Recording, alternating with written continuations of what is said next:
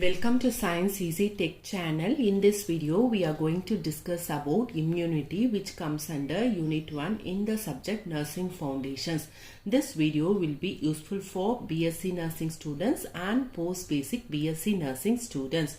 Before moving on to the topic, if you are new to Science Easy Tech channel, just take a moment to subscribe our channel and also to press the notification bell icon in order to get connected with our latest updates. Let's move on to the topic.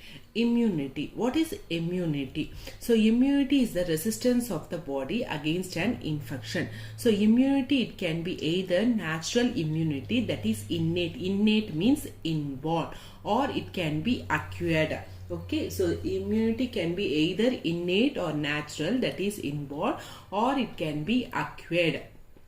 So we will see the various types of immunity. So immunity is broadly classified into acquired immunity, innate immunity. Acquired immunity is again classified into active immunity, passive immunity. Active immunity is again classified into natural active acquired immunity and artificial active acquired immunity. Under passive acquired immunity, again you have natural passive acquired immunity and artificial passive acquired immunity. Next, under innate, what is otherwise it is called as natural. So under innate you have specific immunity, racial immunity, individual immunity. So we will see one by one in detail. So first is the types. So under types, in innate immunity or natural immunity, it will be developed by the person by birth itself. Okay, so each individual is different. Each individual's innate immunity or natural immunity is also different. So it is present throughout their life. Types, that is specific immunity, racial immunity, individual immunity. Under specific immunity, animals of same species exhibit uniform pattern of susceptibility to infection. Example, poliomyelitis, measles occurs only in humans. Animals of same species exhibit uniform pattern of susceptibility to infection. Example, poliomyelitis, measles occurs only in human beings. So it will not affect other species. So only this polio virus will be, measles and all will be affecting only human species. Some diseases will be only in monkeys. Some diseases will be only in birds, like that. Next is racial immunity. So within a species, races shows difference in susceptibility to infection. For example, Africans are resistant to yellow fever and malaria. So they will not get this yellow fever and malaria by inborn their genetic makeup itself. They are having immunity against these conditions. Similarly, many individuals are they will not be prone for any disease condition by birth itself. So types and all, no, they will be naturally, they will be having some immunity against certain disease conditions. Next is individual immunity. Certain individuals may be found within a high susceptible population which cannot be infected by some microorganisms. Each individual is different. See, suppose if I am going to post 2 students in a tuberculosis ward. So one student who is having very less immunity, they will get infection. Okay, the other student whose immunity is somewhat good by birth itself, they will not get infection. So same way, we are also, many have been exposed to coronavirus, but some may have got the infection, but some by inborn itself their immune system is strong enough, so they have not got the virus infection. So individual immunity, certain individuals has a special capacity to be protected against particular infections, that is individual immunity. Next we will see acquired immunity. Acquired immunity means the individual during birth or by birth they have not got this immunity. They have acquired either by means of exposure to illness or infection, or vaccination, etc. is called as acquired immunity or specific immunity. So acquired immunity or specific immunity, what? So they have not got this immunity by birth, they have acquired by means of an illness or infection or vaccination, etc. So it is called as acquired or specific immunity. Under acquired immunity, you have active immunity, you have passive immunity. First we will see active immunity. Active immunity is the resistance acquired by an individual after effective contact with an antigen. It follows either exposure to natural infection or by vaccination.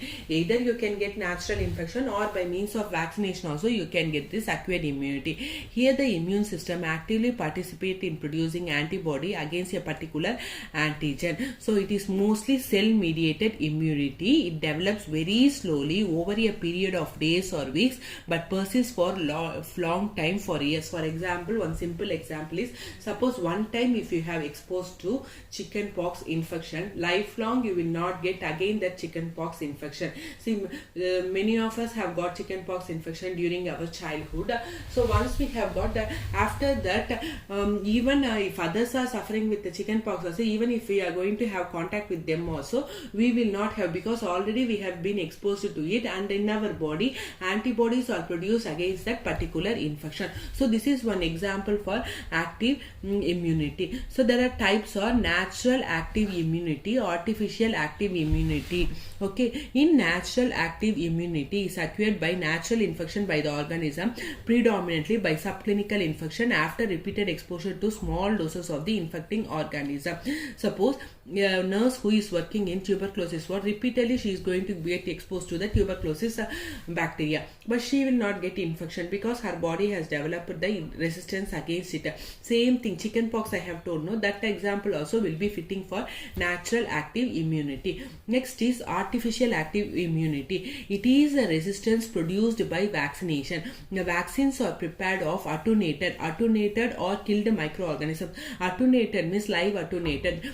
The organism will be active but less active. The organism will be alive. We are not killing the organism, but the virulence, the disease producing capacity of the organism will be very less. It will be in a weak state or dormant state. So that is the meaning for attenuated or killed microorganisms or their antigens or active materials derived from them. So artificial immunity is mainly by means of vaccination, either by killed vaccine or live attenuated vaccine. What is attenuation? It is the live vaccine and prepared by culture or cultivation at high temperature, passing through animals of different species by continued cultivation in presence of antagonistic substance and by repeated subculture artificial media. So this live attenuated vaccines and all you are preparing by means of culture media, where you are exposing the virus or bacteria to high temperature, and also you are repeatedly doing culture either by in sheep serum, okay, pig serum, like that, and all so many serums you will be taking.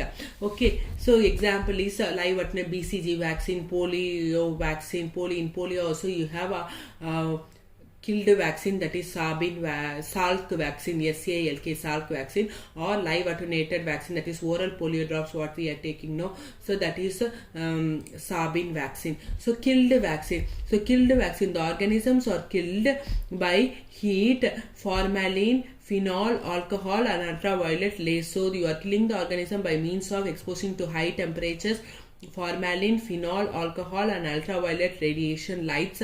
So these are preserved in phenol and alcohol. Okay, so this is killed vaccine. Example already I have told, in oral you have killed vaccine, that is Salk vaccine. Okay, killed vaccine is Salk, SALK vaccine.